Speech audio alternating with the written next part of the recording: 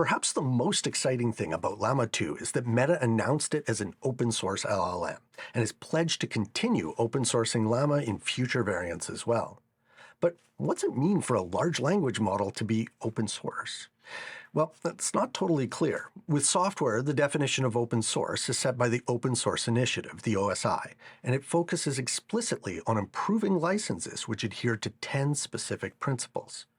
But are these principles as relevant or even appropriate when we consider that the software part of the large language model is really only a small part of what makes the model useful? For instance, what about the data the model was trained on? Should that have to be open and freely distributed for a model to be considered open source? Or what about the weights of the pre-trained model? Is that sufficient in order to consider the model itself is open source?